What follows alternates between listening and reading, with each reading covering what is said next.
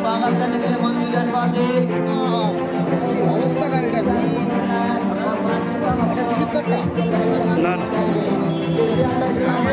हमारे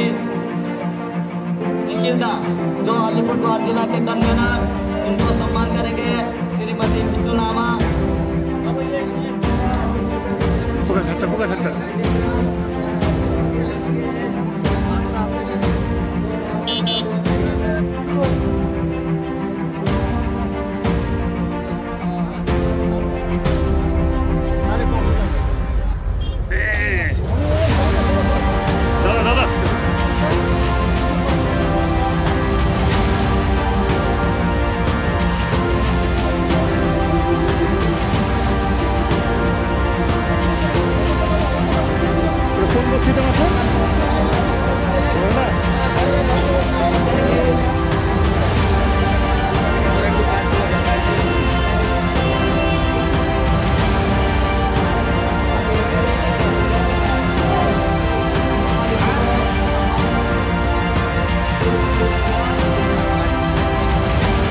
কি হয়েছে দাদা জয়গাতে?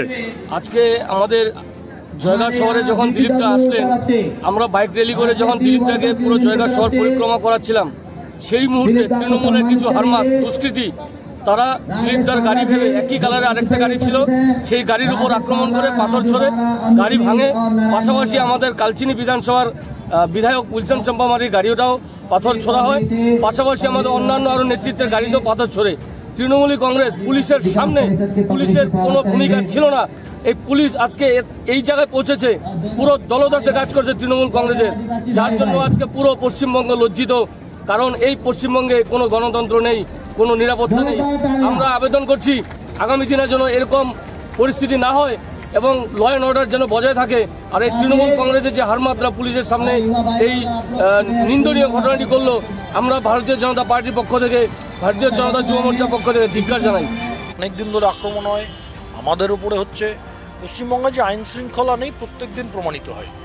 তৃণমূল কংগ্রেস যত মানুষের থেকে দূরে সরে যাচ্ছে, তত এটা ফ্রাস্ট্রেশন তাদের মধ্যে আসছে। এটা তৃণমূলের আতঙ্কের পড়ে। আমি বলছি তো, সাংসদ, রাজ্য সভাপতি, তার উপরে আক্রমণ হচ্ছে। রোজ আমাদের একজন দুজন কার্যকর্তা মারা যাচ্ছে। রাজ্যে আইন শৃঙ্খলা নেই তো, রোজ প্রমাণিত হয়। সেটা তো কেন্দ্র সরকার বুঝবেন, নির্বাচন কমিশন বুঝবে, এটা তাদের সাংবিধানিক দায়িত্ব। শুনুন, নির্বাচন করার মতো পরিবেশ না হলে এই সরকারকে সরিয়ে দিতে হবে। এই সরকারকে তাহলে সরিয়ে দিতে হবে। এগুলো সব ঘোষণা করছেন ঘোষিকা হিসেবে, কোনো ইমপ্লিমেন্টেশন নেই। দার্জিলিং সুইজারল্যান্ড হবে, উদ্দেশ্য হচ্ছে মানুষের দৃষ্টিটাকে অন্যদিকে ঘুরিয়ে রাখা।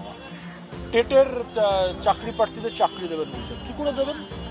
যত সিট আছে তার থেকে অনেক বেশি লোকের থেকে টাকা নিয়েছে। বাড়বে, এটা বাড়বে। আইন শৃঙ্খলার অবনতি তত ঘটবে এবং আমাদের সমস্ত কার্যকর্তা, সে তৃণমূল স্তরের কার্যকর্তা হন বা রাজ্য স্তরের হন, সবাই আক্রান্ত হবেন বলেই আমাদের আশঙ্কা।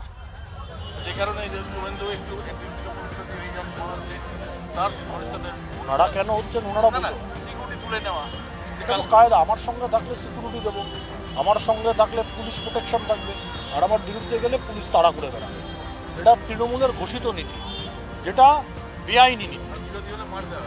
মার দেওয়া হবে, পুলিশ তাড়া করে বেড়াবে, মিথ্যা কেস দেওয়া হবে। এ ধরনের ঘটনা যেটা বাংলায় ক্রমাগত ঘটছে, এতেই প্রমাণ হয় বাংলায় আইন শৃঙ্খলা সংবিধান কিছুই স্থির, কিছুই ঠিক।